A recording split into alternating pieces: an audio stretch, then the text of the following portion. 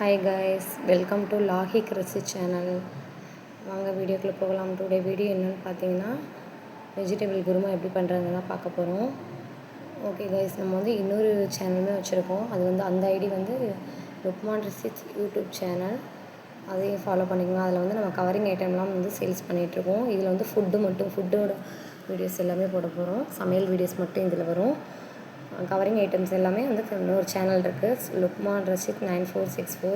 அந்த ஐடியை ஃபாலோ பண்ணிக்கோங்க. ஓகே, நம்ம வந்து குக்கர் வச்சுட்டு எண்ணெய் ஊற்றிக்கிட்டோம். தேவையான அளவுக்கு உங்களுக்கு எந்த அளவுக்கு தேவையோ அந்த எண்ணெய் ஊற்றிக்கோங்க. எண்ணெய் நல்லா காய்ஞ்சிட்ருக்கு. காஞ்சதும் நல்லா எண்ணெய் வெடித்து வரட்டும். நல்லா காஞ்சதுக்கப்புறம் ஒரு பட்டை, ஒரு துண்டு ஏலக்காய், ஒரு கிராம்பு எடுத்து வச்சுருக்கேன்.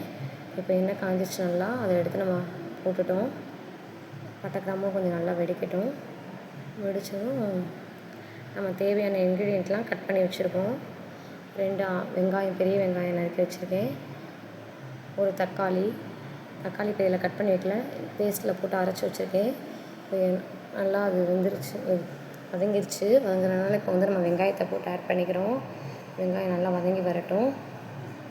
பொன்னிறமாக நல்லா வெங்காயம் வதங்கி வரணும். அப்போ தான் உங்களுக்கு நல்லா டேஸ்ட்டு கிடைக்கும்.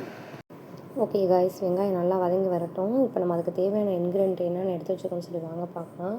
வெங்காயம் நல்லா வதங்கிட்டுருக்குது. அதுக்கு தேவையான இன்க்ரீடியன்ட் என்னென்னா 100 பீன்ஸு, 100 உருளைக்கிழங்கு, ஒரு பச்சை மிளகா, 50 கிராம் கேரட்டு, கொத்தமல்லி தழை எடுத்து வச்சுருக்கேன். அப்புறம் வந்து நம்ம இஞ்சி பூண்டு பேஸ்ட்டு அரைச்சி வச்சுருக்கோம். இஞ்சி பூண்டு வந்து சின்னதாக இஞ்சி ஒரு துண்டு, ஒரு பல் இல்லை, ஒரு பூண்டு எடுத்து உரித்து நான் பேஸ்ட் பண்ணி அரைச்சி ஆல்ரெடி வச்சுருக்கேன்.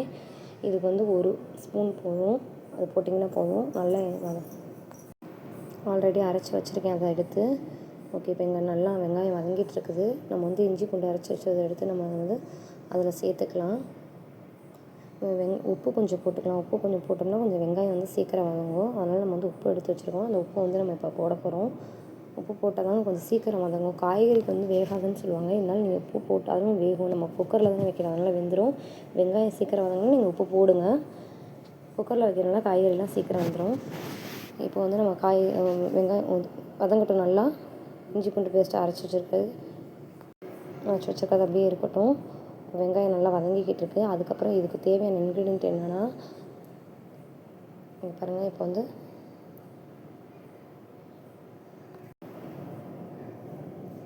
ஓகே, இப்போ நல்லா வெந்துருச்சு. வந்து நம்ம இஞ்சி பூண்டு பேஸ்ட்டு போட்டுருவோம். இஞ்சி பூண்டு பேஸ்ட் போட்டதுக்கப்புறம் இதுக்கப்புறமும் நான் மசாலா அரைச்சி வச்சுருக்கேன். அது என்ன மசாலான்னு பார்த்தீங்கன்னா, 2 சில்லளவு தேங்காய், இஞ்சி பூண்டு பேஸ்ட்டு இப்போ போடுறோம். அது இஞ்சி பூண்டு பேஸ்ட்டு போட்டாலுமே கொஞ்சம் நல்லா வதங்கும். அதுக்காக தான் இஞ்சி பூண்டு பேஸ்ட்டு இப்போயே சேர்த்துட்றோம். என்னென்ன மசாலா வச்சுருக்கோன்னா, 2 சில் தேங்காய், கொஞ்சம் ஒரு அரை கைப்பிடி அளவு பொட்டுக்கடல, 4 முந்திரி பருப்பு, ஒரு பச்சை மிளகா, இதெல்லாம் போட்டு கொஞ்சம் சோம்பு, இதெல்லாம் போட்டு நான் அரைச்சி ஃபைன் பேஸ்ட்டாக அரைச்சி ஆல்ரெடி எடுத்து வச்சுருக்கிறேன். நீங்களாம் இது எல்லாமே எடுத்து வச்சுட்டு இதெல்லாம் பண்ணுங்கள். அப்போ தான் உங்களுக்கும் ஈஸியாக இருக்கும். நம்ம வந்து காய்கறி வந்து சாப்பிடாத குழந்தைங்களுக்கு இந்த மாதிரி காய்கறி இதில் சேர்த்து இப்படி கொடுத்தோம்னா நல்லா சாப்பிடுவாங்க. இது வந்து பூரி, சப்பாத்தி எல்லாத்துக்குமே சைடிஷாக வச்சு சாப்பிடலாம். தோசைக்குமே இது ரொம்ப நல்லாயிருக்கும். இது ஒரு தடவை நீங்கள் செஞ்சு கொடுத்துட்டிங்கன்னா இதுக்கு எல்லாமே அடிக்ட் ஆயிடுவாங்க. இதுதான் வேணும்னு சொல்லுவாங்க. வேறு எதுவுமே தேவையில்லைன்றவாங்க. இந்த ஒரு குருமாவே அவ்வளோ டேஸ்ட்டாக இருக்கும். இதுக்கு நீங்கள் எந்த சட்னியுமே வைக்கணும் சைடிஷ்க்கு அப்படிங்கிற அவசியமே கிடையாது. ஓகே, இப்போ பாருங்கள் நல்லா வெந்துருச்சு. நம்ம வந்து பீன்ஸு எல்லாமே வந்து கட் பண்ணி வச்சுருக்கோம். அந்த கட் பண்ண காயெல்லாம் எடுத்து நம்ம அதில் ஆட் பண்ணிக்கிறோம். ஆட் பண்ணி நல்லா வேகணும் காய்கறி. குழந்தைங்க சாப்பிடாதவங்க குழந்தைங்க கூட இந்த மாதிரி நீங்கள் குருமா வச்சு இந்த மாதிரி காய்கறிலாம் போட்டு செஞ்சு கொடுக்கும்போது ரொம்ப விரும்பி சாப்பிடுவாங்க. இது வந்து நாங்கள் நைட்டு டின்னருக்கு எப்போ வேணாலும் நீங்கள் செஞ்சு கொடுங்க, நல்லா சாப்பிடுவாங்க. இது மாதிரி குருமா வச்சு பார்த்துட்டு நான் சொல்கிற மெத்தட்லேயே நீங்கள் செய்யுங்க. வச்சு பார்த்துட்டு கமெண்ட்டில் எப்படி இருந்துச்சு அப்படிங்கிறதையுமே எனக்கு சொல்லுங்கள். இப்போ பாருங்கள் நல்லா காய்கறி போட்டுட்டோம். காய்கறிலாம் நல்லா வதங்கி வரட்டும். காய்கறி நல்லா வதங்கி வந்ததுக்கப்புறம் இதுக்கு தேவையான நாங்கள் கொஞ்சம் எங்கள் வீட்டில் கொஞ்சம் கெட்டியாகவும் சாப்பிட மாட்டோம், ரொம்ப தண்ணியாகவும் சாப்பிட மாட்டோம், ஓரளவுக்கு சாப்பிடுவோம் கொஞ்சம். அதனால் வந்து நான் ஆல்ரெடி 1.5 செம்பு தண்ணி எடுத்து வச்சுருக்கேன். இப்போ காய்கறி நல்லா வதங்கட்டும். ஒரு 5 மினிட்ஸ் நல்லா வதங்கி வரட்டுங்க. வந்ததுக்கப்புறம் நம்ம எடுத்து வச்சுருக்க தண்ணியை வந்து இதில் ஆட் பண்ணிக்கலாம். இனிமேல் இந்த சேனல் ஃபுல்லாகவே வந்து நம்ம ஃபுட்டு தான் போட போகிறோம். லைவாகவும் போடுவோம், வீடியோஸாகவும் போடுவோம். பார்க்காதவங்களாம் போய் பாருங்கள். நம்மளோட ஐடியா சப்ஸ்கிரைப் பண்ணி வச்சுக்கோங்க. சமையல் எல்லாமே போடுவேன். எனக்கு வந்து தம்பி இருக்கான். அதனால் எப்போ டைம் கிடைக்குதோ அந்த டைமில் நான் டக்குன்னு சமைச்சிடுவேன். 10 மணி அந்த டைம்லேயே சமைச்சு வச்சுருவேன். அந்த டைமில் தான் நான் மோஸ்ட்லி அதிகமாக லைவ் வருவேன். லைவ் போட ஆரம்பிச்சிடுவேன். நீங்கள் நம்ம சேனலை சப்ஸ்கிரைப் பண்ணி வச்சுக்கிட்டிங்கன்னா நான் லைவ் வரதுமே உங்களுக்கு நோட்டிஃபிகேஷனில் வந்துடும். நீங்கள் லைவ் வந்துடலாம். இப்போ பாருங்கள், நம்ம என்னென்ன அரைச்சி வச்சுங்கிற பேஸ்ட்டை வந்து இதில் கொட்ட போகிறோம். இதில் என்னென்ன ஆட் பண்ணிக்கணும், 2 தேங்காய், கொஞ்சம் பொட்டுக்கடலை, 1/2 டீஸ்பூன் சோம்பு, 1 பச்சை மிளகா. ஏற்கனவே ஆல்ரெடி நான் பச்சை மிளகா போட்டிருக்கேன். இருந்தாலும் இன்னொரு பச்சை மிளகா இதில் அரைச்சி பேஸ்ட்டாக போட்டிருக்கேன். 4 முந்திரி பருப்பு போட்டிருக்கேன். எதுக்காக அதெல்லாம் போட்டேன்னா அப்போ தான் கொஞ்சம் திக்கான கன்சிஸ்டன்சியாக ரொம்ப நல்லா இருக்குங்க. இந்த மாதிரி நீங்கள் செஞ்சு பாருங்கள். செஞ்சு கொடுத்துட்டு கண்டிப்பாக எனக்கு கமெண்ட்டில் சொல்லுங்கள் இது எப்படி இருந்துச்சுன்னு. ஓகே கைஸ், பாருங்கள், இந்த வீடியோ பிடிச்சிருந்தால் லைக் பண்ணி ஷேர் பண்ணி சப்ஸ்கிரைப் பண்ணுங்கள். இப்போ நல்லா வந்து வதங்கட்டும். நல்லா வதங்கி வரட்டும். பேஸ்ட்டையும் போட்டதுக்கப்புறம் நல்லா வதங்கணும். அப்போ தான் ஒரு டேஸ்ட் வரும். எப்போவுமே ஒரு 5 நிமிஷம் வதங்கணும். வதக்கி விட்டு நம்ம வந்து தண்ணி ஊற்றினா தான், எந்த பொருளாக இருந்தாலும் வதக்கி விட்டு தண்ணி ஊற்றணும். அப்போ தான் வந்து அது வந்து நல்லாயிருக்கும் அந்த டேஸ்ட்டு. சில பேர் அப்படியே காயை கொட்டணுன்னே தண்ணி ஊற்றிடுவாங்க. அப்படி பண்ணவே பண்ணாதீங்க. எப்போவுமே வதக்கி விட்டு நீங்கள் போடுங்க. வதக்கி விட்டு 5 மினிட்ஸ் எதுவாக இருந்தாலும் வதக்கி விட்டு செஞ்சு அதுக்கப்புறம் நீங்கள் தண்ணி ஊற்றுங்க. அது செம்ம டேஸ்ட்டில் இருக்குங்க. நாங்கள் எங்கள் வீட்டில் 4 பேர். என்னோடய ஹஸ்பண்ட், என்னோடய பிள்ளைங்க 2 பிள்ளைங்க, சின்ன பிள்ளைங்க. அவங்களுக்கு தேவையான அளவுக்கு தான் இப்போ நான் செஞ்சுருக்கேன். இப்போ எல்லாமே 150 கிராம் காய்கறி. இதில் உங்களுக்கு எந்த அளவுக்கு தேவையோ அந்த அளவுக்கு நீங்கள் எடுத்து வச்சு காய்கறி ஆட் பண்ணி சேர்த்துக்கலாம். தண்ணியும் அந்த அளவுக்கு நீங்கள் ஊற்றிக்கலாம். இது எங்களுக்கு தேவையான மெத்தடில் நான் செஞ்சு காமிச்சிருக்கேன்.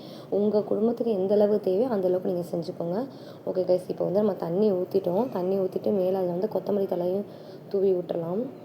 இப்போ பாருங்கள், காய்கறிலாம் ஓரளவுக்கு நல்லா வெந்திருக்கும். ஒரு 5 மினிட்ஸ் வெந்திருக்குது. இதனால் நம்ம வந்து குக்கர் விசில் போட்டு ஒரு 5 விசில் நல்லா வெந்ததுக்கப்புறம் நம்ம மூடியை ஓப்பன் பண்ணி எடுத்துக்கலாம். இப்போ இங்கே பாருங்கள், இப்போ வந்து கொத்தமல்லி தழை போட்டு நம்ம வந்து குக்கரை மூடி வைக்க போகிறோம்.